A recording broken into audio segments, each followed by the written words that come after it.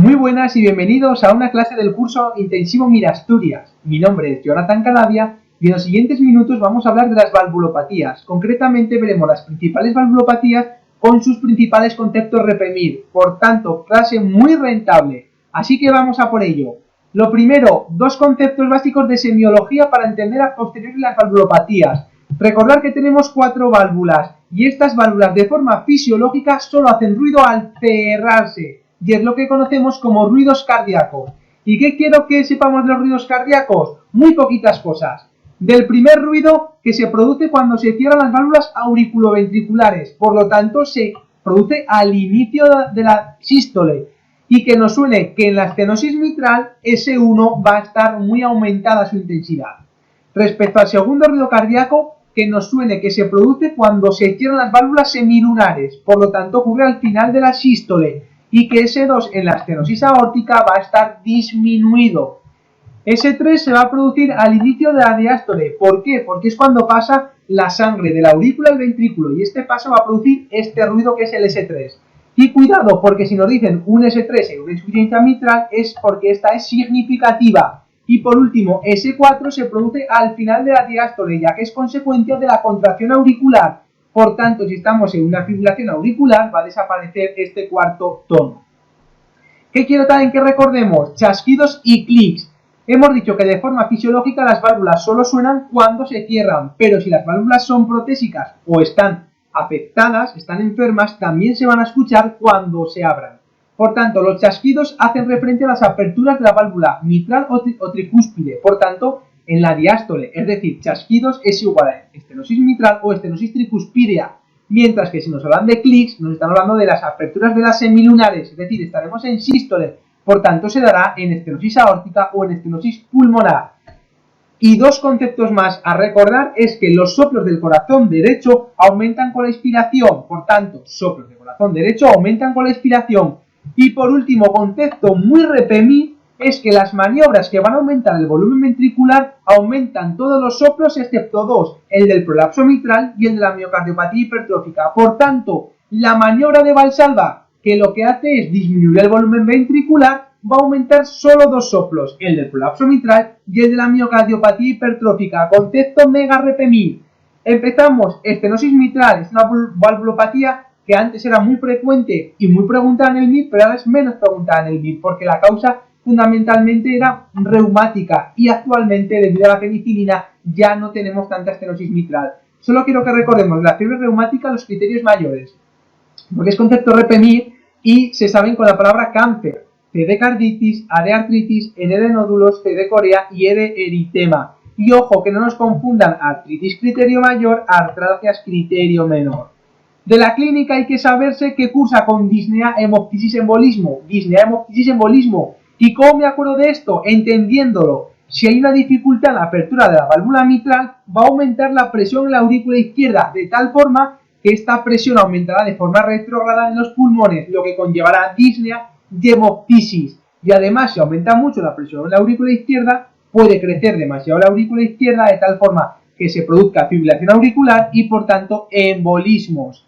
Y la auscultación ya no la sabemos, solo repasarla. Hemos dicho que la estenosis mitral es un soplo diastólico que tiene chasquido y que el S1 está aumentado. Y lo único nuevo a recordar es que en la estenosis mitral se produce el arrastre presistólico debido a la contracción auricular. Por tanto, si estamos en fibrilación auricular, el arrastre presistólico desaparece. Y último concepto a recordar de la estenosis mitral, el tratamiento quirúrgico. Hay dos formas de tratamiento. Lo primero es una comisurotomía y para poder hacer esta comisurotomía se tiene que cumplir los 4 requisitos, es decir, que el aparato valvular no esté muy desestructurado, que no haya calcificaciones importantes ni insuficiencia mitral importante y que no haya trombos. Si no se cumple alguna de estas características, haremos directamente reemplazo valvular con prótesis y estos conceptos reprimir. Tenemos dos tipos de prótesis, biológicas y mecánicas. Las biológicas no requieren anticoagulación y duran menos que las mecánicas, por lo tanto se usan en pacientes mayores, mientras que las prótesis mecánicas sí que necesitan coagulación y como duran mucho más tiempo, se utilizan en pacientes jóvenes. De la insuficiencia mitral quiero que recordemos dos cosas. La primera, que si aparece S3, como hemos dicho, es una regurgitación importante. Y si nos hablan de insuficiencia mitral crónica, como es crónica, dado tiempo a que se produzca una cardiomegalia, mientras que en la aguda no habrá cardiomegalia. Y recordar, prolapso mitral y miocardiopatía hipertrófica son soplos que aumentan con maniobra de Valsalva. Estenosis aórtica, valvulopatía más frecuente en la actualidad y la más preguntada en los últimos años porque su principal causa es degenerativa. Y contexto repemir, triada clínica, angina, disnea, síncope, estenosis aórtica. ¿Y por qué ocurre esto? Porque como hay dificultad al abrir la válvula aórtica, aumenta la presión en el ventrículo izquierdo y para compensar este aumento de presión se hipertrofia el ventrículo izquierdo, lo que conlleva a angina. Pero ojo, que si este mecanismo compensador falla, tendremos insuficiencia cardíaca izquierda con disnea. Por tanto, angina, disnea y síncope, estenosis aórtica. La auscultación también me la sé ya. Es un soplo sistólico. Recordar que tiene clic y recordar que el S2 va a estar disminuido como hemos comentado. Y el tratamiento también lo sabemos ya. Reemplazo valvular, lo hemos comentado cuando hablábamos de la estenosis mitral. Y ojo, porque si hacemos un recambio valvular en una persona con comorbilidades, en la actualidad lo que se utiliza es el TAVI, que es implantar la válvula aórtica nueva mediante catéter.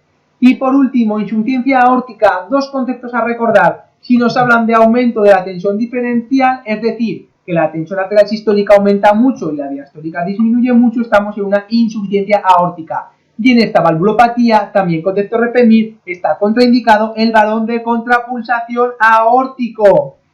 Por tanto, contexto repemir, la estenosis aórtica severa se trata con cirugía de sustitución valvular. Recordamos síncope, disnea, angina, estenosis aórtica. Y recordar también contexto repemir que la maniobra de Valsalva solo aumenta el soplo en dos valvulopatías, prolapso mitral y miocardiopatía hipertrófica. Y para finalizar, 4 preguntas MIR.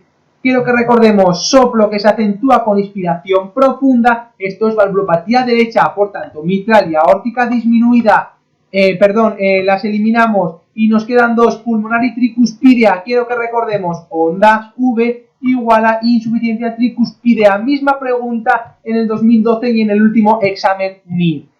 Si nos hablan de una tensión diferencial muy aumentada, nos están hablando de la insuficiencia aórtica. Ojo, que soplo aumenta con maniobra de Valsalva o prolapso mitral o miocardiopatía hipertrófica. Y por último, en esta pregunta quieren que diferenciemos las diferencias entre prótesis biológicas y prótesis mecánicas y nos tienen la incorrecta. Empezamos. La primera respuesta, las prótesis valvulares necesitan tratamiento anticoagulante. Las mecánicas, correcto. Vamos a la respuesta 3. Las prótesis biológicas duran menos que las mecánicas, correcto.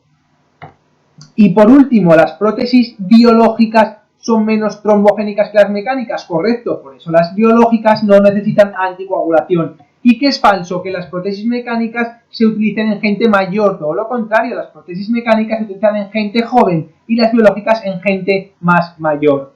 Esto ha sido todo. Espero que la clase os haya sido muy rentable. Muchísimas gracias y un saludo.